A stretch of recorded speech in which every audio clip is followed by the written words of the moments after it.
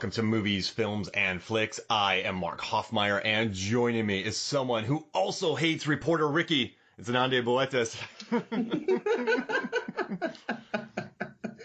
Hi. Ricky. I'm Ricky. I love that running gag. That's like one of the funnest things about this movie is reporter Ricky. Like we see him once, and then it's this whole thing about, damn you, Ricky. And I love that Sheriff Hadley, Robert Forster, even says, why are you making these little comments, Ricky?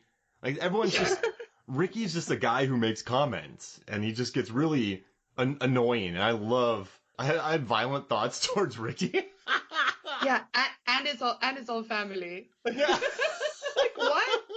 Like, we literally see Ricky in the beginning. We see him once. I've been wondering, like, were there, like, extra scenes that they maybe shot with Ricky that they took out? Or was it planned from the beginning? I mean, I love it either way because it just works. Like, you see him once, you don't even see his family. And then it's like, I've had such hateful thoughts towards Ricky and his entire family. It's great. Ricky's a kind of a punk, though. He has those little comments. And when he's back in AA after his sort of, well, I guess relapse, he says, you know, the killer. Wait, didn't they say that the killer? And then they said he said the suspect, and then they said the killer. Yeah, John keeps saying suspect, and then he's like, no, the killer, because they think they've caught the killer already. Mm-hmm. And you know that's Ricky. Like, yeah. So Ricky's like, I'm working on it, Ricky. I'm working on it, Ricky. Ricky's such a brat.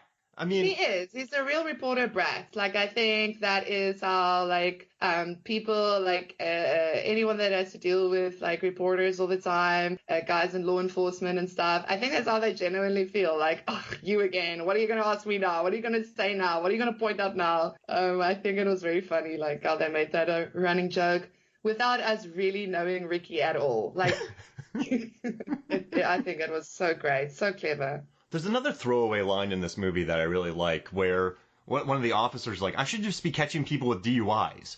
Which I thought that was kind of funny because it is a ski town, and that's pretty much the majority of probably the arrests that they make.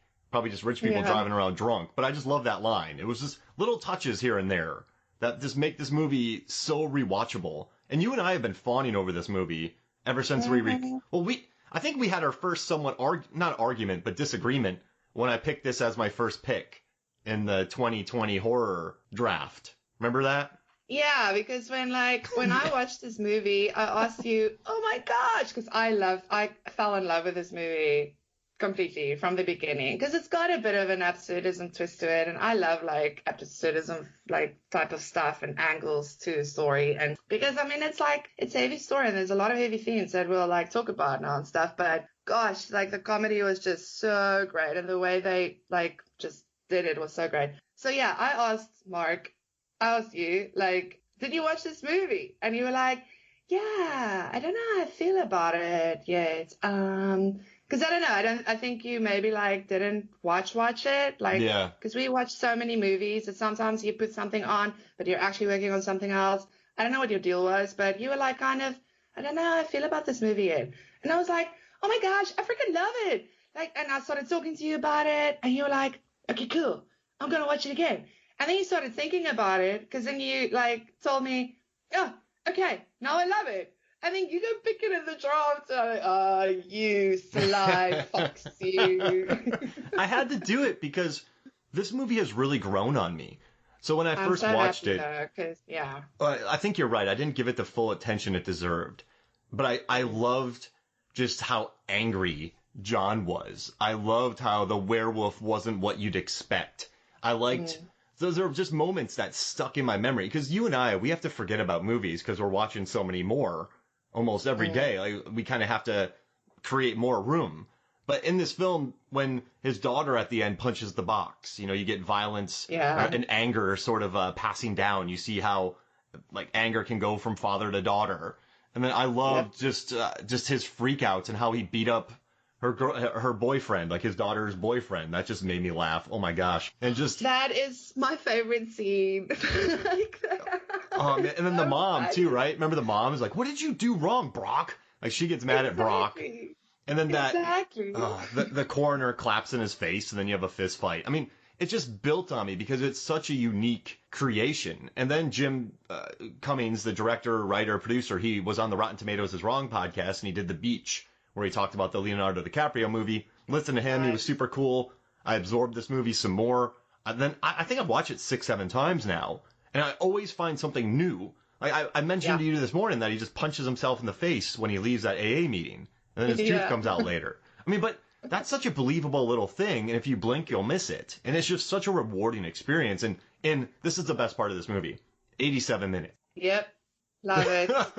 In and out. And I swear, every time I watch it, it feels shorter and shorter. Like, you know, it doesn't get old. I've watched this movie like 6-7 times now, like, as well. Like, and it's, maybe more actually, because I really love this movie. And it's really, like you say, every time you see something different, I would like urge people to watch it again.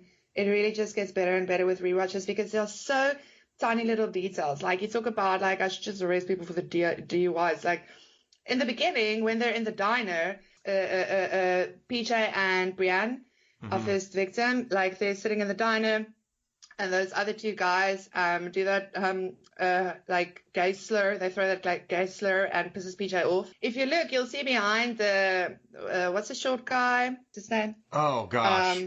Oh man. Yeah, the local guy, right? So just look behind him, and you'll see like the posters. There's posters. Jeremy. Posters on the wall. It's Jeremy. Yes. Posters on the wall, and there's one that's like. Says warning, like in Utah we like don't drink and drive because in Utah we like find people aggressively. Like there was a thing about, so there's like these little things that play into each other the whole time with this, like little bits. It's really it's great on a rewatch. You even start seeing more and more of horror movie references, like we've got in the beginning where PJ and Brienne is driving home, that aerial shot, that's the Shining shot. We've got Officer Julia talking about, so if you see like a Michael J. Fox character walking around, like we've got that whole thing. I'm no Hitchcock expert, but I swear like when PJ finds Brienne's body, that's very Hitchcockian music playing in the background. Like you've got all these little things that you really start seeing in the rewatches, and it just makes it so much more rewarding because you see how much like detail and thought went into this. I think it's such a like it's a difficult movie to watch. Like there's some heavy themes in it, and I think it's difficult to watch if you're not like open to it, or if you maybe got like some issues with like how women are treated or like men in their anger or whatever. But yeah, I do think it just gets better and better the more you watch it. I mean, I loved it from the beginning, but I do think people should, like I read some reviews too. I'm not going to go off about the reviews. I actually told Corey before when I was preparing for this pod, I'm like, and I went off about one of the reviews. I'll tell you what it was about, but I told him maybe I should just start like a blog that's like Zaza reviews, bad reviews, and just like get all.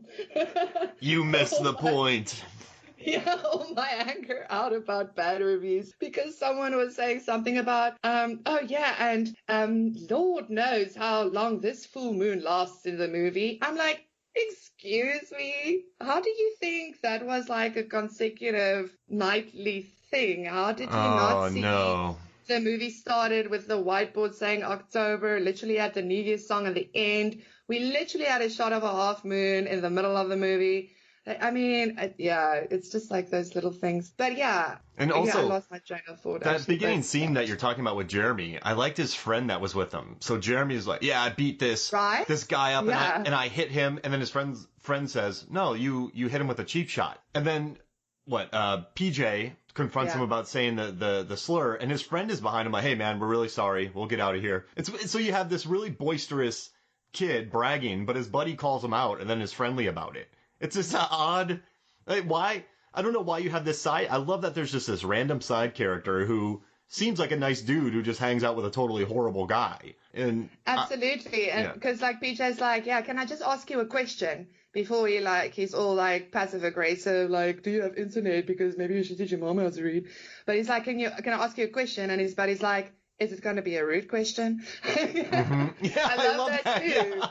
I love that too. too, because I think what this movie is very good, and it establishes it from the get-go. It establishes the fact that, you know what, anger comes in different forms. Anger, like, manifests differently. Like, we can all get angry, but, like, it's different for everyone, and the way we handle it is different, because, like, you've got little Jeremy that he looks like he wants to spit flame out of his eyes, as he's looking at PJ. You've got PJ that's got this whole passive aggressive thing going on, but you can see the guy's muscles are already bulging for a fight. And then you've got the guy behind him. Like, it's just these different kind of, like, shows how we're all different with the anger stuff. I love that. And then, of course, the girl that's like, what are you thinking? I mean, so relatable, so extremely relatable, because we literally get scared because we can see the worst case scenario happening when men get angry. I just think that first scene showed all of the different nuances very well.